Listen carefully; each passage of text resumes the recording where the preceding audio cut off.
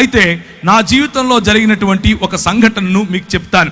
ఒకానొక సమయంలో, లేకపోతే నేను మా నాన్నగారు క్రైస్తవులు కాదు, కానీ మా అమ్మ క్రైస్తవురాలు. మా అమ్మ ఎక్కువగా క్యాథలిక్ సంఘాలకు వెళ్ళేది. నేను క్యాథలిక్ సంఘాల్లోనే మా పేరు పెట్టారు, క్యాథలిక్ సంఘాల్లోనే మేము ఎదిగాను. ఆ తర్వాత గుండ్లు కొట్టించుకుంటూ తిరిగే టైప్, అంటే వేలాంకనికి వెళ్ళటం, ఇలాంటి పరిస్థితి. నేను చిన్నతనంలోనే తల్లిని విడిచి హాస్టల్కి వెళ్ళిపోవటం, అక్కడ ఉండటం.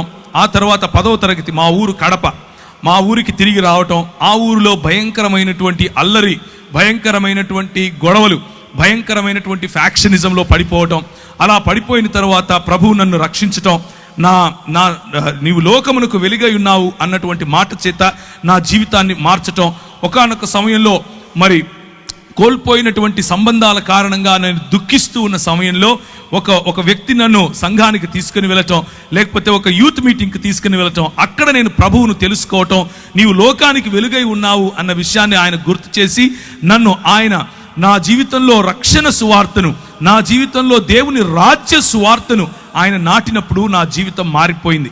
నేను ఈ దేశానికి ఒక కళంకంగా ఉండాల్సింది పోయి, నేను నాకున్నటువంటి దూకుడు స్వభావం కారణంగా నా దేశానికి, నా కుటుంబానికి, స్వయంగా నా జీవితానికి భయంకరమైనటువంటి ఒక మచ్చగా మిగలాల్సింది పోయి, కనీసం ఇప్పుడు దేశానికి ఏమీ పెద్ద ఉద్ధరించకపోయినప్పటికీ కనీసం నన్ను చూసి నా కుటుంబం కానీ నా దేశం కానీ సిగ్గుపడే అవస్థలో లేకుండా ఉన్నాను. దానికి కారణం ప్రభు అయినటువంటి యేసు క్రీస్తు. అలా నా జీవితాన్ని కొనసాగించే సమయంలో నేను వాడేటటువంటి డ్రగ్స్, నేను తాగేటటువంటి అన్ని, లోకంలో ఉన్న ప్రతి గొడవ, లోకంలో ఉన్నటువంటి ప్రతి అలవాటు ఆయన తీసివేశాడు. ఒకానొక సమయంలో నేను ప్రార్థన చేసుకుంటున్నాను. ఒకానొక సమయంలో ఒక రోజంతా గడిపి, ప్రభు దగ్గర సమయం గడిపి, ఉపవాసంలో ఆయన నుంచి శక్తి పొందుకోవాలి, ఆయన నుంచి పరిచర్యను గురించినటువంటి ఒక దర్శనం పొందాలి, అసలు ప్రభువు నా పట్ల కలిగిన ప్రణాళిక ఏంటి అని ఒకరోజు నేను హైదరాబాద్లో ఉన్నటువంటి నారాయణగూడ బ్యాప్టిస్ట్ చర్చ్కి వెళ్ళాను. ఆ బ్యాప్టిస్ట్ చర్చ్లో ప్రేయర్ టవర్లో కూర్చుని ప్రార్థన చేస్తున్నాను. ప్రార్థన చేస్తున్న సమయంలో విపరీతమైనటువంటి ఒక కాంతి, విపరీతమైనటువంటి ఆ కాంతిని నన్ను ఆవరించటం, నేను తెలియని భాషలలో మాట్లాడటం, యేసుక్రీస్తు ప్రభువు యొక్క ఆవరణ, యేసుక్రీస్తు ప్రభువు యొక్క సన్నిధి, పరిశుద్ధాత్ముని యొక్క కృమరింపు నా జీవితంలో నేను గమనించాను. పరిశుద్ధాత్ముడు నన్ను తాకినప్పుడు, పరిశుద్ధాత్ముడు నా పైన బలంగా వీచినప్పుడు నేను తట్టుకోలేకపోయాను. నా హృదయం పులకించిపోయింది, నా శరీరం పులకించిపోయింది. నేను కళ్ళు మూసుకుని ఉన్నాను. నేను ఒక గొప్ప దర్శనం చూస్తున్నాను. ఇదిగో తెల్లని బట్టలు వేసుకున్నటువంటి చాలా మంది నెత్తిన టోపీ పెట్టుకొని పరిగెట్టుకుంటూ వస్తున్నారు. ప్రభు అయిన యేసుక్రీస్తు తన చేతులు బారుగా చాల్చి నిలబడుకుని ఉంటే ఆయన కౌగిలిలోనికి ఎంతో కొన్ని వేల మంది పరిగెట్టుకుంటూ వస్తున్నారు. ఆమోసు గ్రంథం ద్వారా ప్రభువు నాతో మాట్లాడాడు. ఆమోసు గ్రంథం ద్వారా ప్రభువు నాతో మాట్లాడి ఆయన నాకు వినిపించే విధంగా పరిశుద్ధాత్ముని యొక్క నడిపింపు. ఆయన అన్నాడు, నీవు ఇందోర్ అనే పట్టణానికి వెళ్ళాలి, నువ్వు చండీగఢ్ అనే పట్టణానికి వెళ్ళాలి, నువ్వు ఉదయ్పూర్ అనేటటువంటి పట్టణానికి వెళ్ళాలి. మరి దైవజనులు ఇప్పుడు నిలబడుకుని మాట్లాడుతూ, ఏమయ్యా ఉత్తర భారతదేశంలో చాలా మంది అవసరం వెళ్ళరా అని అంటున్నాడు. అదే సంఘటన నాకు జరిగింది. 2000 సంవత్సరంలో భక్త సింగ్ గారు చనిపోయారు. ఆయనను తీసుకుని వెళ్తున్నారు. కొన్ని వేల మంది ఆయనకు వెనకగా వెళుతున్నారు. ప్రార్థిద్దాం అనంటే కొన్ని వేల మంది తలలు ఉంచుకొని ప్రార్థిస్తున్నారు. ఆ దృశ్యం నేను పైనుంచి చూశాను. దేవా, ఒక వ్యక్తి ఉత్తర భారతదేశం నుంచి నా ప్రజలను ప్రేమించి తెలుగు వారి మధ్యకు వచ్చి మరి పరిచర్య చేస్తే నేనెందుకు వెళ్ళకూడదు అన్నటువంటి ఆ ఛాలెంజ్ నేను తీసుకున్నాను. నేను వెళ్ళాను, మధ్యప్రదేశ్ అనే ప్రాంతంలోకి వెళ్ళాను. పరిశుద్ధాత్ముడు నన్ను నడిపిస్తున్నాడు. ఒకానొక రోజు రాత్రి రెండు చొక్కాలు 2 ప్యాంట్లు పెట్టుకుని బయలుదేరాను. నాకు భాష రాదు, ఒక్కరు తెలియదు, ఆ ప్రాంతం తెలియదు, ఎక్కడుండాలో తెలియదు, ఏం చేయాలో తెలియదు. దేవుడు చెప్పాడు, నేను వెళ్ళాలి. పరిశుద్ధాత్ముని యొక్క ప్రిపరేషన్, పరిశుద్ధాత్ముడు నీలో నిన్ను నింపినప్పుడు కేవలము నూనె బుడ్డీలు అమ్ముకునే పాస్టర్గా మారవు. నువ్వు గుర్తుంచుకోండి ఈ విషయం. పరిశుద్ధాత్ముడు నిన్ను తాకినప్పుడు నువ్వు ఛాలెంజెస్ తీసుకుంటావు. ఇంతవరకు సహోదరుడు ఆజాద్ చెప్పినట్లుగా తన దేవుని ఎరిగిన వారు బలము కలిగి గొప్ప కార్యాలు చేస్తారు, గొప్ప కార్యాలు చేస్తారు. నీ సంఘం పక్కన ఇంకొకడు సంఘం పెట్టే కార్యాలు కావు, గొప్ప కార్యాలు చేస్తారు. ప్రభువు లేని చోట ప్రభువును ప్రకటించడానికి ముందుకొస్తారు. అది చీకటి, భయంకరమైనటువంటి చలి. ఉత్తర భారతదేశంలో మనం ఇక్కడ ఏదైతే ఊపుకుంటున్నామో ఈ సమయంలో అక్కడ చల్లగా ఉంటుంది. అంటే ఇప్పుడు వేడిగానే ఉంటుందిలేండి. నేను వెళ్ళింది డిసెంబర్ సమయం, డిసెంబరు, జనవరి, ఫిబ్రవరిలో భయంకరమైన చలి. ఆగస్టు నెలల్లో కూడా భయంకరమైనటువంటి వాతావరణం, వర్షం పడిన తర్వాత చలిగా ఉంటుంది. నేను వెళ్ళాను, నాకు తెలియదు అంత చలి ఉంటుందని. మామూలు చొక్కాలు వేసుకుని మామూలుగా వెళ్ళిపోయాను. నేను అక్కడికి వెళ్తే గడగడ వణికిపోతున్నాను. కిందికి దిగాను. రైల్వే స్టేషన్లో ప్లాట్ఫామ్ మీద 3 రాత్రులు గడిపాను. 3 రాత్రులు ప్రార్థన, ఉదయాన్నే లేయటం, వాక్య పరిచర్యకి వెళ్తాం, ప్రార్థన, ఉదయాన్నే లేయటం. ప్రభు నాకు చెప్తున్నాడు, ఫలానా టెంపో ఎక్కు, ఫలానా చోట దిగు, ఫలానా ఇంటికెళ్ళు, ఫలానా వాడితో మాట్లాడు. ఆయన చెప్పింది చెప్పినట్లుగా మరి ముందుకెళ్ళటానికి దేవుని పరిశుద్ధాత్మ యొక్క శక్తి, పరిశుద్ధాత్ముడు మనల్ని నింపినప్పుడు, పరిశుద్ధాత్ముడు మనలో ఛాలెంజ్, సవాలు విసిరినప్పుడు మనం తీసుకోగలగాలి. 2 చొక్కాలు 2 ప్యాంట్లతో వెళ్ళానని చెప్పాను. చేబులో నా దగ్గర 500 700 డబ్బులున్నాయి. ఆ రోజుల్లో 500 అంటే మహా అయితే కూడా ఒక 10 రోజులు మనం ఉండొచ్చు. ఈ రోజుల్లో 500 అంటే అర రోజే ఉంటాం, అది మీకు తెలిసిన విషయమే. అయితే నేను వెళ్ళాను. ఒకరోజు రాత్రి నా దగ్గర డబ్బులు కూడా అయిపోతున్నాయి. ప్రభువు రాత్రి నాకు ఒక దర్శనం చూపించాడు. ఒక ఇల్లు, దానిపైన జూలాగర్ అని రాస్తుంది. జూలాగర్ అంటే ఇంట్లో పిల్లలు పెట్టుకోవటానికి ఉండేటటువంటి ప్రదేశం.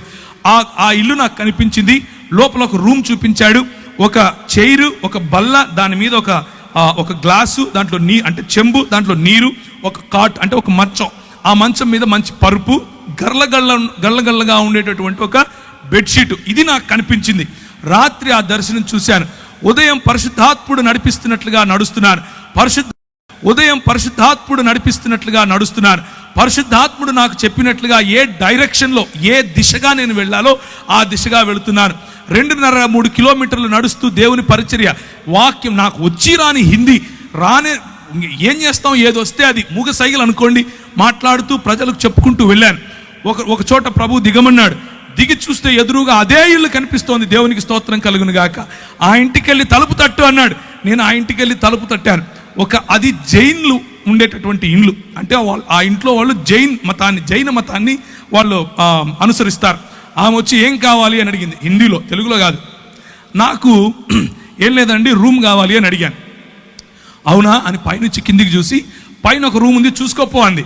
పైకి వెళ్ళాను. పైకి వెళ్ళంగానే అదే మంచం, అదే గళ్ళగా ఉండే బెడ్షీట్, అదే చైరు, అదే టేబుల్, అదే చెంబు, నీళ్లు నింపబడినాయి. కిందికి వచ్చాను. అమ్మ నాకు సరిపోతుంది, నేను తీసుకుంటాను అన్నాను. డబ్బులు ఇవ్వండి. నా దగ్గర డబ్బులు లేవు అన్నాను. ఏం చేస్తారు మీరైతే? పోరా బయటికి అంటారు. ఆమె అన్నది, ఎప్పుడు ఇస్తావు అంది. ఒక 10-15 రోజుల్లో ఇచ్చేస్తానమ్మా అన్నాను. మీరు ఒప్పుకుంటారా? ఏ ఊరు నిధి అంది. హైదరాబాద్ నుంచి వచ్చానమ్మా అన్నాను. డబ్బులు ఉన్నాయా జేబులో తినడానికి అంది. లేవమ్మా అన్నాను. ఎదురుగా ఒక మెస్ ఉంది, దాంట్లోకి వెళ్ళి భోజనం చేయి, నా పేరు చెప్పు అంది. కడుపు నిండా భోజనం, ఉండటానికి స్థలం. ప్రభువు ఇచ్చిన మాటను, ప్రభువు ఇచ్చిన అభిషేకాన్ని మనము నమ్మి ఒక కాలు వేస్తే ఆయన మనల్ని ఎప్పటికీ కించపరచడు.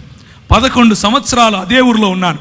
11 సంవత్సరాలు భీలు, బిలాల, కోయ, గోండు ఇలాంటి వాళ్ళు, బారేలా, తెలియని భాషలు, నాకు తెలియని భాషలు, నేను ఎప్పుడూ వినని భాషలు, నాకు హిందీయే రాదనుకుంటే అక్కడ ఎన్నో ట్రైబల్ భాషలు, అన్ని భాషల్లో దేవుని వాక్యం పరిచర్య చేశాను.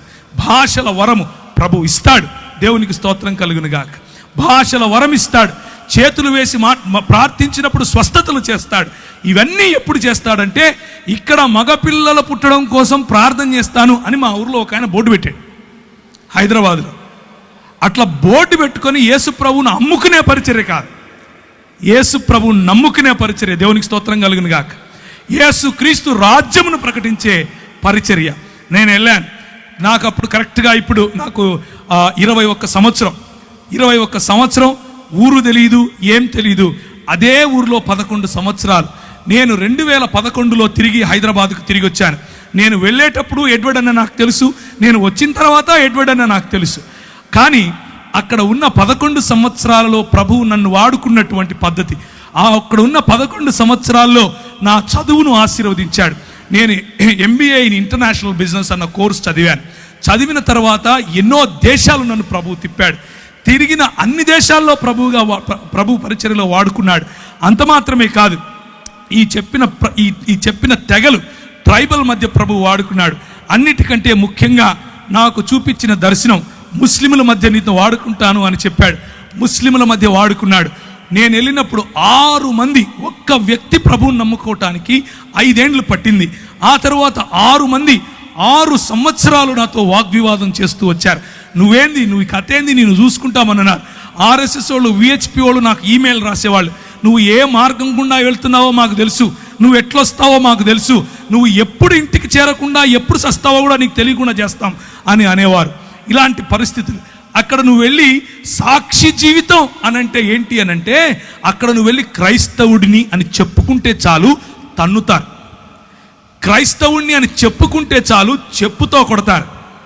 అలాంటి పరిస్థితులు. కానీ స్టెఫెనును ఆశీర్వదించినట్లుగా, స్టెఫెనుకు వాక్ చాతుర్యం ఇచ్చినట్లుగా, స్టెఫెనులో వాక్ ప్రభావం ఇచ్చినట్లుగా, స్టెఫెనును ఏ విధముగా జ్ఞానముతోనూ కృపతోనూ ప్రభువు నింపాడో అలా యవ్వనస్తులను నింపగలడు. మనం ఒక్క విధేయత అన్నటువంటి అడుగు తీస్తే చాలు. నా జీవితం ఆ రోజు పరిశుద్ధాత్ముని యొక్క తాకిడితో మారిపోయింది. పరిశుద్ధాత్ముడు నా జీవితంలో తెలియని అగ్నిని రగిలింపజేశాడు. పరిశుద్ధాత్ముడు నా జీవితంలో ఇచ్చిన ఛాలెంజెస్, నేను వెళుతూ ఉంటే నాకు అన్ని బెడ్స్ ఆఫ్ రోజెస్ అందరూ వచ్చి కాళ్ళ మీద పడిపోయి పైసలు ఇచ్చేసి ఏమో చేశారు అనుకున్నారా? కాదు. అడుగడుగు నా ఛాలెంజెస్, అడుగడుగు నా బలహీనతలు, అడుగడుగు నా తెలియనటువంటి నేను ఎలా చేయాలి ఇప్పుడు అన్నటువంటి పరిస్థితి. కానీ ప్రభువు నమ్మకస్తుడు. ప్రభువు మనల్ని విడిచిపెట్టాడు. పిలిచిన పరిశుద్ధాత్ముడు మనల్ని విడిచిపెట్టాడు. మనల్ని అభిషేకించిన పరిశుద్ధాత్ముడు ఎక్కడెక్కడ నీకు ఏ ఏ పరీక్షలు పెడుతున్నాడో ఆ పరీక్ష ఉత్తీర్ణుడైనటువంటి మరుక్షణం తన ప్రత్యక్షతనిస్తాడు. ఒకానొక రోజు కృంగిపోయాను, భయంకరంగా కృంగిపోయాను. ఏం చేయాలి ప్రభువా? ఎలా నాకు డ్రై లైఫ్, మొత్తం ఎడారి అనుభవం, ఏమీ లేదు, ఖాళీ అయిపోయాను, నేను ఏం చేయాలి ఇప్పుడు అంటూ మోటార్ సైకిల్ నడుపుకుంటూ వస్తున్నాను. ఒక పెద్ద హోర్డింగ్ రాసింది, అడ్వర్టైజ్మెంట్. అందులో అంటే ఒక న్యూస్ పేపర్ వాళ్ళ అడ్వర్టైజ్మెంట్ అనమాట. అందులో ఉంది ఎక్స్పాండ్ యువర్ హరైజన్స్ అని ఇంగ్లీష్లో రాశారు. అంటే నీ సరిహద్దులు విశాలపరచుము అన్నటువంటి మాట. ఇది ఎక్కడో విన్నానే అని అనుకున్నాను. న్యూస్ పేపర్ వాడు బైబిల్ చెప్తున్నాడు ఏంటి, అది కూడా మధ్యప్రదేశ్లో, అది కూడా క్రైస్తవులం అంటే ఓ భయంకరమైనటువంటి వివక్ష. అలాంటి చోట ఇంత పెద్ద హోర్డింగ్ ఎవరు పెట్టారు? ఇంటికి వెళ్ళాను. ఇంటికి వెళ్ళి ఎక్కడుంది ఆ వాక్యం అని చూశాను. యెబ్బేజు చేసిన ప్రార్థనను ప్రభువు చూపించాడు. నా సరిహద్దులను విశాలపరచుము అని ఆయన చేసినటువంటి ప్రార్థన నాలో ఒక అగ్నిని తిరిగి ప్రభు ఇవ్వటానికి ఆ వాక్యం సహాయపడింది. నేను ఎందుకు ఈ మాటలు చెప్తున్నాను అనంటే, పరిశుద్ధాత్ముడు రియల్, పరిశుద్ధాత్ముడు నిజమైనటువంటి దేవుడు. పరిశుద్ధాత్ముడు మనతో మాట్లాడగలడు. పరిశుద్ధాత్ముడు మనల్ని తాకగలడు. పరిశుద్ధాత్ముడు మనకు శక్తినివ్వగలడు. కొంతమంది పరిశుద్ధాత్ముని పేరట చేసే గారడీల కోసం మీరు ఆయనను నిజమైన దేవుణ్ణి మర్చిపోకండి. కొంతమంది చేసే గారడీల కారణంగా పరిశుద్ధాత్ముని వెక్కిరింపులకు పాలవుతున్నాడు. కానీ నిజానికి ఆయన నీతిని న్యాయమును జరిగించు దేవుని రాజ్య స్థాపనకు నిన్ను వాడుకోగలడు.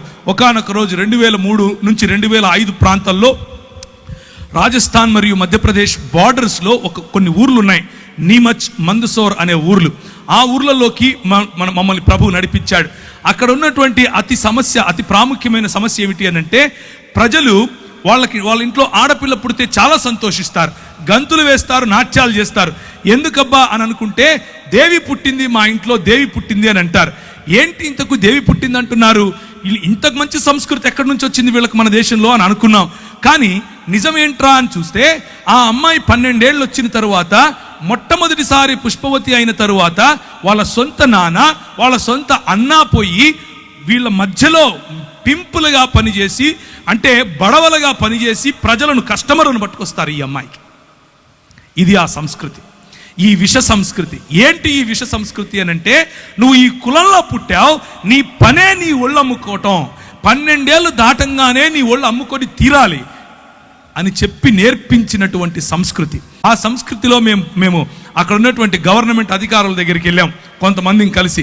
అయ్యా, మరి ఇలాంటి బాచడా మరియు బేడియా అనే సమాజాలు ఉన్నాయి, వారి మధ్య వెలుగు లేదు, వారి మధ్య విద్య లేదు, వారి మధ్య పడుపు వృత్తి ఉంది, తెలియనటువంటి రోగాలు, సెక్షువలీ ట్రాన్స్మిటింగ్ డిసీజెస్ ఎన్నో వస్తున్నాయి, ఎలా చెయ్యాలయ్యా అని అంటే ఆయన అంటాడు, అది వారి కర్మ. ఏంటది? కర్మ. నీకెందుకయ్యా? ఏ దేశం నుంచి వచ్చావు నువ్వు? ఏ రాష్ట్రం నుంచి వచ్చావు నువ్వు, వాళ్ళకు నిధులు మేమెందుకు ఇవ్వాలి, అది వాళ్ళ వృత్తయ్యా, వాళ్ళు సంపాదించి ట్యాక్సులు కడతారు మాకు అంటాడు. ప్రభువా ఏం చేయాలి? పరిశుద్ధాత్ముని శక్తి, పరిశుద్ధాత్ముని బలం ప్రభుత్వాలతో కూడా మాట్లాడటానికి మనకు శక్తినిస్తుంది. ఆ 2003లో చూసినటువంటి ఆ సన్నివేశం మా మనసులో నిండిపోయింది. మేమందరం కలిసి ఒక ప్రణాళిక తీసుకొని వచ్చాం. ఈరోజు 2019కి వేలకు పైగా ఆ బాంచడా సమాజానికి చెందిన వారు, చదువుకున్న వారు ఉన్నారు. వేలకు పైగా పడుపు వృత్తిని వదిలేసిన వారు. వారి మధ్యలో స్కూళ్ళు స్థాపించాం, వారి మధ్యలో ఆలయాలు స్థాపించాం, వారికి పరిశుద్ధాత్మ దేవుణ్ణి పరిచయం చేశాం. పరిశుద్ధాత్మ దేవుడు కొంతమందికి అయితే వారిలో ఉన్న భయంకరమైన రోగాలు, నువ్వు సస్తావు, నువ్వు బ్రతకవు అని డాక్టర్లు చెప్తే చెయ్యి వేసి ప్రార్థన చేస్తే ప్రభు వారిని లేపాడు. స్త్రీలు, చిన్నపిల్లలు వెళ్ళి ప్రార్థన చేస్తే వారికి స్వస్థత. ఇలాంటివి ఎన్నో కార్యాలు పరిశుద్ధాత్మ దేవుడు బోర్డు పెట్టుకొని అమ్ముకోవాల్సిన అవసరత లేకుండా చేయగలిగినటువంటి గొప్ప దేవుడు పరిశుద్ధాత్మ దేవుడు.